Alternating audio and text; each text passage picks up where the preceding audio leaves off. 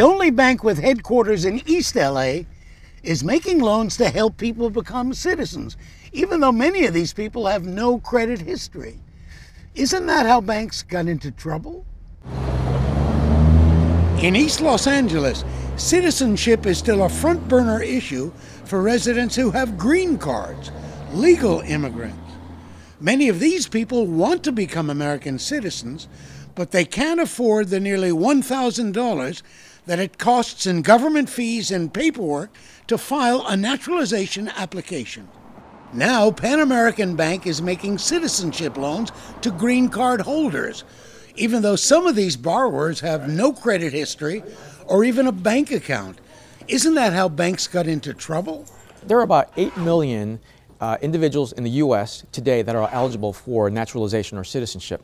And these 8 million folks have really gone ignored by financial service providers. And so what we want to do, being in East LA and being a community that's almost 100% Latino, and many of those folks are immigrant and many with green cards, we wanted to be able to develop a program that would allow them to become naturalized citizens and then participate actively in the civic process. Josue Garcia, a 25-year-old software technician, is one of the several hundred green card holders who is borrowing money from Pan American Bank in order to pay for his citizenship application. Born in El Salvador, Garcia came to America when he was 2 years old. I lived here 23 years. Why are you now applying for citizenship? I think it's very important to pretty much have my vote counted, and part of the American dream I need to be a citizen. What do you think about this opportunity here to get a loan to become a citizen? I think it helps some of the middle class persons that sometimes we don't have enough money or extra money to really pay for these fees.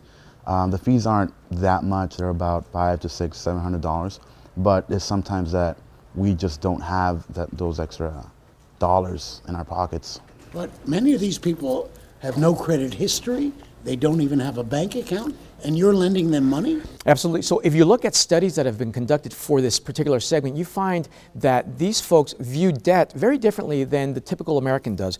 These are viewed as moral obligations by these individuals. So they come from their home country. When they borrow money, they're going to pay that back. And they may struggle to pay it back at times. They may lose a job, but they're going to find a way to do you right as an institution or as an individual. So they will find ways to pay that money back. So when we deal with these folks, yes, they may not have the college degrees. They may not have the high-paying jobs, but they have something better from our perspective. They have the willingness to pay you back and to honor an obligation, and that's all we want.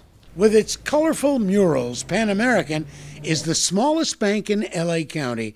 It's the only bank with headquarters in East LA. When the foreclosure crisis hit, Pan American behaved differently than many other banks. We could not just kick people out of their homes. One, it just wasn't the right thing to do. Secondly, the reputational harm to this institution would be so severe. So we needed to find solutions, and we did find them. There were costly solutions, there were painful solutions. We're still working our way out of that, but we did what we needed to do. And so what we did is we sat down with these folks and said, let's figure out what we can do to keep you in your home, to keep you in your car, to keep your business going, so that you can weather the storm and we can continue to survive as well. The last 6 years have been horrible times for bankers, but I gotta say the last 6 years for me personally have probably been the most rewarding because I can feel good about what I do for a living. Pan American Bank was founded by Romana Banuelos, an entrepreneur and mother of three who made a fortune by turning a small tortilla business into a huge Mexican food company. In 1972, President Nixon named her U.S. Treasurer, the first Latina to serve in that post. She founded the bank in 1963. She was so visionary. She knew 50 years ago that this segment, that East Los Angeles, was going to be a community that was going to be burgeoning. At the time, we were transitioning from a largely Jewish community to a largely Latino community. And she had the vision. She knew that there was going to be significant growth in this community and a need for a bank to serve the needs of that community, knowing that it was going to be largely immigrant, because that's what she was. And so that was 50 years ago, and we're still here. Growing up in East LA, Jesse Torres used to ride his bike around the bank parking lot. After UCLA, he worked for the Treasury Department as a bank examiner before being recruited for this bank presidency. Torres believes he's on a mission, serving the bakeries, butcher shops, car washes, and immigrants on the East Side. If we fail at what we are here to do, there is no one that will come in to pick up the slack. If this bank ceased to exist, I can assure you that there would be no bank serving this community in the way that we do it. We're the only one here. We've been here for 50 years. Why hasn't another bank come in to the East Side to set up shop? It's because no one wants to do it, because they think that these people are not worth serving. Sure, we have plenty of check cashers, we have plenty of payday lenders, but we don't have financial institutions setting up shop here saying, you know what, I'm going to take the risk, I'm going to invest in this community, I'm going to create jobs here, I'm going to create careers here, I'm going to do everything that it takes to boost up this side of the city. No one has done that. They've done it everywhere else, but here. Why is that?